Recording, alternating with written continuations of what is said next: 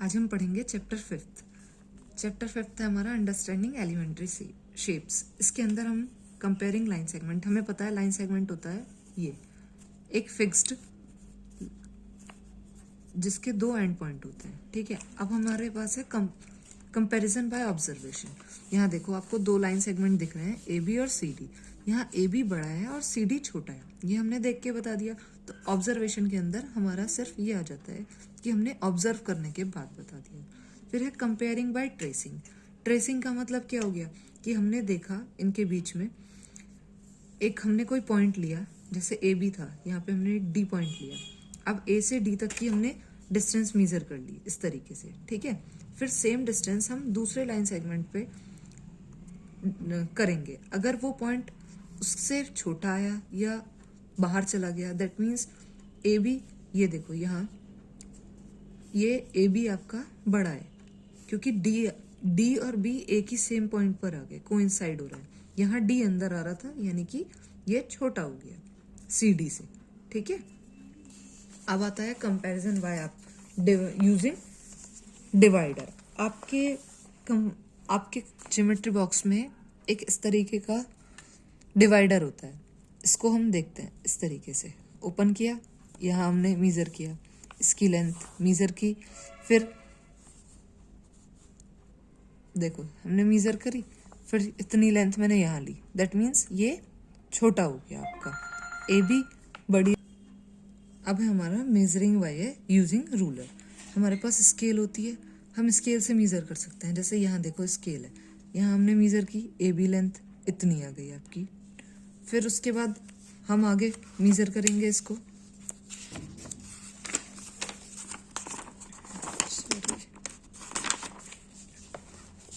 आपकी देखो यहाँ लिखा है ए बी इज 4 सेंटीमीटर, उनके अकॉर्डिंग ए बी 4 सेंटीमीटर आई थी और यहाँ एक्स वाई 7.2 सेंटीमीटर आई है। दैट मीन्स ये आपकी ग्रेटर हो गई, तो A B is smaller than X Y, okay. ये 5.1 में आपको यही करना है, सारा लाइन सेगमेंट को मेजर करना है और एक लाइन सेगमेंट ड्रॉ करनी है। ड्रॉ करने के लिए हम क्या करते हैं, रूलर स्केल रखते हैं और जितनी हमें दी हुई होती है मेजरमेंट उसको ड्रॉ कर देते हैं, ठीक है। अब आपका आता है मेजरिंग एंगल्स। अब हम एंगल्स कैसे मेजर करते हैं, सबके पास ज्योमेट्री बॉक्स होता है, उसके अंदर एक डी होता है, ठीक है, इस तरीके से ये। अब इससे हम मेजर करते हैं, देखो यहाँ let us construct an angle of 55 degree. अब 55 डिग्री का एंगल कंस्ट्रक्ट करना है तो हम क्या करते हैं, एक हमने लाइन ड्रॉ की इस तरीके से, ठीक है। फिर उसके बाद ये जो सेंटर पॉइंट है ये वाला, इसको हम यहाँ रखते हैं और ये लाइन इसके नीचे छिपा लेते हैं डी की लाइन के। अब 45 डिग्री, तो यहाँ से देखो यहाँ दो लिखे हुए हैं, 0 180। तो हम जब इधर से मूव करते हैं तो हम अंदर वाला काउंट करते हैं, 0 10 20 30 40 50। 40 और 50 के बीच में यहाँ 45 आता है, हमने यहाँ मार्क कर लिया। उसके बाद हम इसको ड्रॉ कर देंगे इस तरीके से। ये काम आपको अपनी कॉपीज में करना है, बुक में नहीं करना है। अब हम इसको मेजर करना चाहें तो हमें मेजरमेंट भी सेम ऐसे ही करनी होती है। इस पॉइंट पे रखो और ये जो लाइन हमने बेस खींचा था इसको छिपा देते हैं। उसके बाद हम इसको मेजर करते हैं तो देखो ये 45 डिग्री पे पहुंच गया, ओके। और अगर हमने इधर की साइड से बनाना हो तो हम इधर से अंदर फिर ये काउंट करते हैं। अगर हम अंदर से चल रहे हैं तो इधर 180 आ जाएगा, और बाहर से चल रहे हैं तो इधर 180 आ जाएगा, ओके। अब है इसमें ऐसे ही इसमें मेजर करना था आर एस टी, तो ये मेजर करेंगे, देखो यहाँ 60 और 70 के बीच में 65 आ रहा है, इनका ये 65 डिग्री आ गया, ओके। देखो ये आ गया आपका टाइप्स ऑफ एंगल। 0 डिग्री, यहाँ 0 था इस डी पे तो इसको हम 0 डिग्री बोलते हैं, ठीक है। फिर आता है एक्यूट एंगल। एक्यूट एंगल आपके 90 से कम होते हैं। जैसे ये डी है आपका, यहाँ देखो ये सेंटर में 90 है, तो जितने भी इससे कम एंगल हैं, 0 10 20 30 40 80 है, इनके बीच में, ये सारे आपके एक्यूट एंगल्स कहलाते हैं। 90 जो एंगल 90 होता है वो राइट एंगल कहलाता है। ऑब्ट्यूज एंगल होता है आपका मोर देन 90। अब स्ट्रेट एंगल आता है। स्ट्रेट एंगल आपका जब ऐसे ये कोई लाइन ड्रॉ होती है, इस पे ये सेंटर है, तो ये जो पूरा एंगल होता है ये स्ट्रेट एंगल होता है, ये होता है 180 का। फिर अगर ऐसे लाइन ड्रॉ कर दो, ये वाला पूरा एंगल आ जाए तो ये रिफ्लेक्स एंगल होता है मोर देन 180।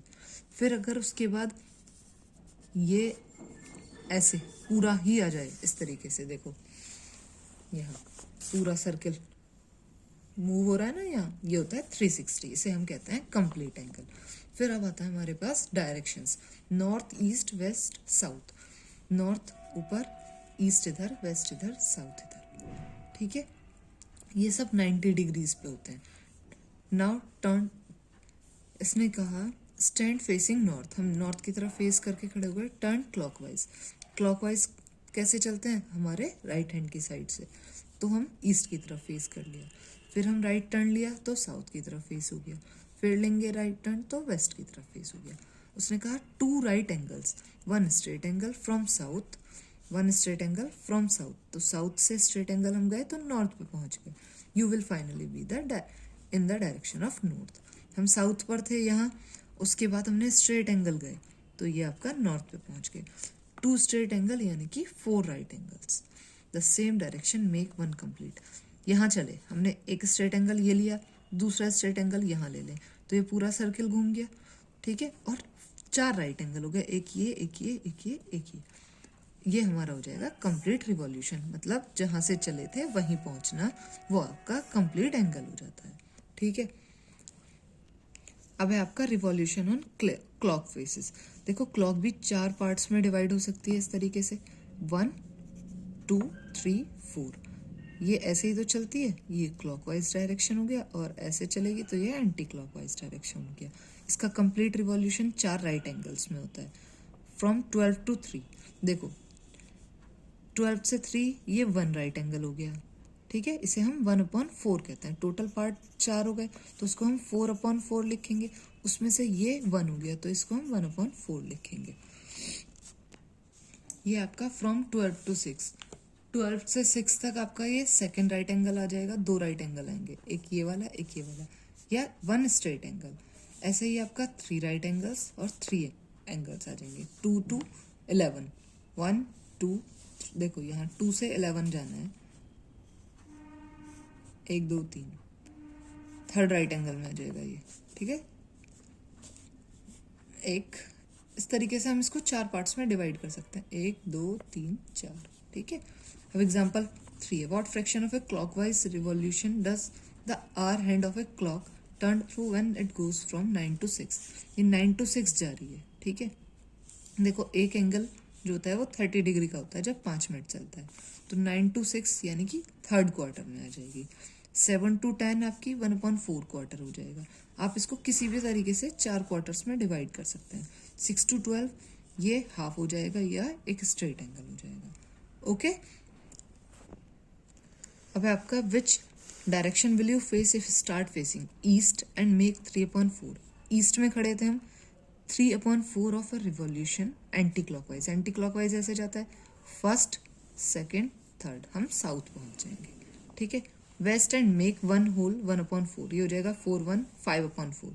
तो देखो ऑफ अ रिवॉल्यूशन, पहले 1 तो कंप्लीट, 1 होल का मतलब है हमें पूरा एक सर्कल कंप्लीट करना है, फिर 1/4 भी जाना है क्लॉकवाइज डायरेक्शन। तो हम वेस्ट में खड़े थे, हम पहले पूरा सर्कल कंप्लीट करके वेस्ट में, फिर 1/4 गए तो उसे हम नॉर्थ फेस पे पहुंच जाएंगे। अब है find the measure of angle X. देखो ये पूरा एंगल 90 डिग्री होता है, हमें ये 45 दे रखा है, तो अगर हम 90 में से 45 माइनस कर देंगे तो हमें एक्स मिल जाएगा।